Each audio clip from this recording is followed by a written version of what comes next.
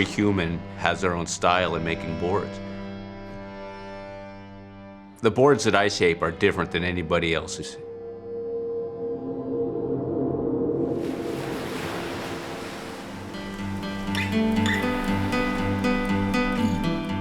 I really like to work with waves. That freedom that comes from riding waves, that adventure when you take off on a wave is so exhilarating.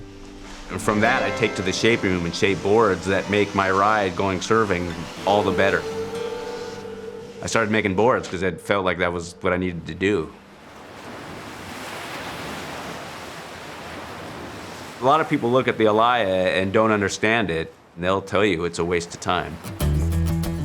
The first time I rode an Alaia shaped by Wegener, it really kind of made me mad, like I couldn't do it.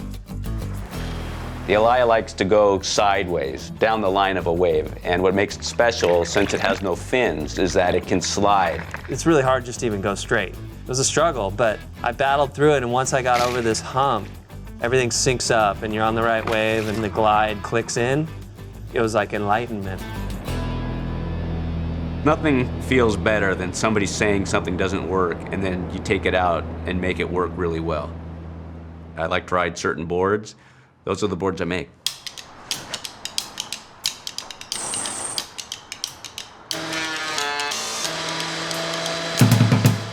I grew up in the 70s, and my parents dropped us off at the beach at 6:30 in the morning and then maybe come back at 5 or later to pick us up.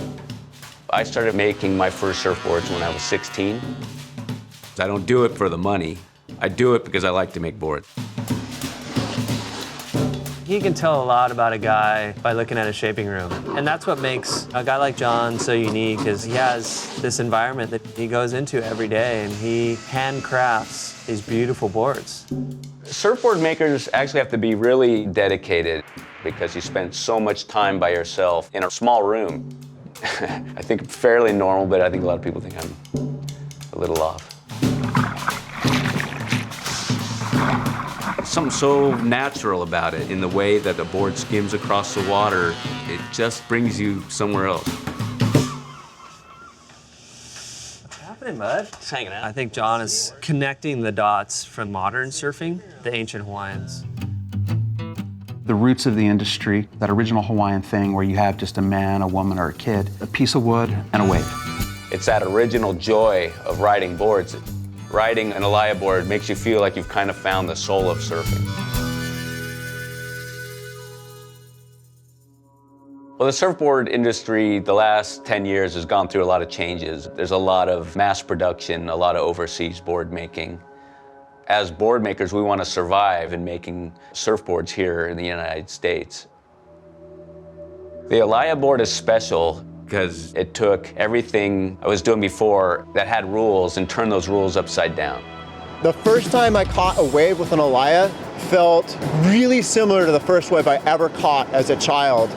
It became my be-all, end-all, and the regular board just sat in the truck. It's this great little dance that it does. It's so much fun to watch. It's even more fun to ride. It's about as pure as it gets. I think Jon is a master craftsman. I think about it a lot, you know, how long can I do this? How long can I pick up those heavy tools and buzz away?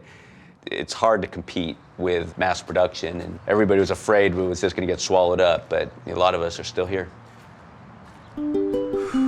If all of a sudden nobody wanted the boards, it would be pretty depressing, but when I'm done making boards, because I'm too old and it's over, I'd like to leave some kind of mark, just to be remembered as one of the shapers who helped innovate the line of surfing and spread that kind of love of having fun and being out in the world.